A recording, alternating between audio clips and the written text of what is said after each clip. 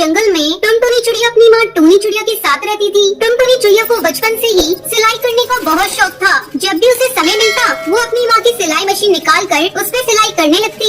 माँ ये देखो ना, मैंने कितनी अच्छी फ्रॉक सिली है। अरे वाह बिटिया, तूने तो बहुत अच्छी सिलाई की है। लेकिन बेटा तू अपनी पढ़ाई पर भी ध्यान दे। मैं तुझे एक बड़ी अफसर बनाना चाहती हूँ। तेरी परीक्षा होने वाली है और तू सिलाई करने में लगी रहती है।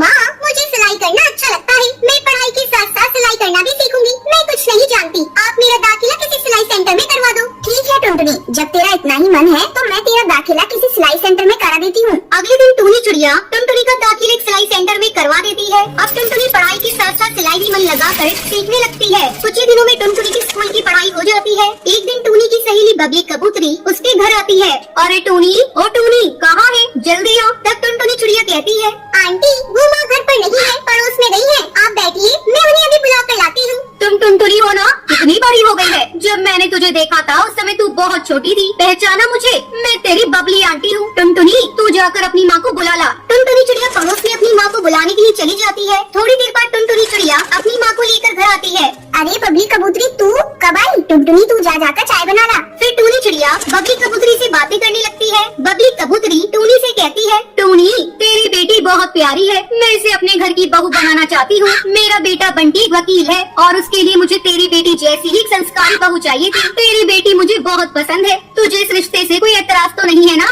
नहीं नहीं बबली कबूतरी, ये तुम कैसी बातें कर रही हो? मुझे इस रिश्ते से कोई एतराज नहीं है। मैं लाख कोशिश करके भी इतना अच्छा रिश्ता ढूंढ नहीं पाती। जल्दी टुनटुनी चिड़िया और बंटी कबूतर की शादी हो जाती है। शादी के कुछ ही दिन में टुनटुनी चिड़िया एक बच्चे की माँ बन जाती है। ससुराल में सभी लोग उससे खुश थे। एक दिन बंटी कबूतर टुनटुनी चिड़िया से कहता है, टुनटुनी आज ऑफिस में कुछ ज्यादा ही काम है, मैं रात को देर से घर लौटूंगा तो मेरा इंतजार मत करना। इतना कहकर बंटी कबूतर वहाँ से चला जाता है। लेकिन थोड़ी देर बाद कालू कौवा तेजी से उड़ता हुआ उसके घर आता है।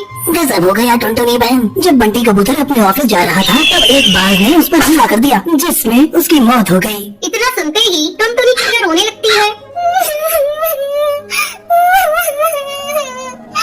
माँ जी ये सब क्या हो गया? माँ जी बंटी कबूतर के बिना भी घर कैसे चलेगा? टुनटुनी तो हिम्मत मत हार बेटा, ऊपर वाले की मर्जी के आगे किसी की नहीं चलती। इस तरह कुछ दिन गुजर जाते हैं। टुनटुनी चिड़िया अपना दुख भुलाकर सिलाई का काम करना शुरू कर देती है। आस पड़ोस के पक्षी उसके पास अपने कपड़े सिलवाने के लिए आने लगते हैं। एक दिन हरी काकी उससे कहती है, टुनटुनी तू तो इतनी अच्छी दर्जी है, इसके बारे में तो मुझे पता ही नहीं था। कम पैसों में बहुत अच्छे कपड़े सिल देती है। तू ऐसा कर, अपना एक बुटीक खोल ले। हाँ काकी, आपका सुझाव बहुत अच्छा है। मैं जल्दी ही अपना बुटीक खोलूंगी, लेकिन इसके लिए पहले मैं माँ जी से इजाजत लूंगी। हरी काकी के जाने के बाद टुनटुनी चिड़िया अपनी सास से बुटीक खोलने की इजाजत मांगती है। माँ जी क्यों ना मैं अपना एक बुटीक खोल लूं, इससे अच्छी कमाई हो जाएगी। ठीक है टुनटुनी, तुझे जो अच्छा लगे वो कर। तू अपनी बुटीक का अच्छे से काम कर, मैं तेरे बच्चे को संभाल लूंगी। जल्द ही टुनटुनी चिड़िया अपना बुटीक खोल लेती है। अब उसकी कमाई पहले से दुगनी हो गई थी। इस तरह टुनटुनी चिड़िया खुशी खुशी अपनी जिंदगी बिताने लगती है।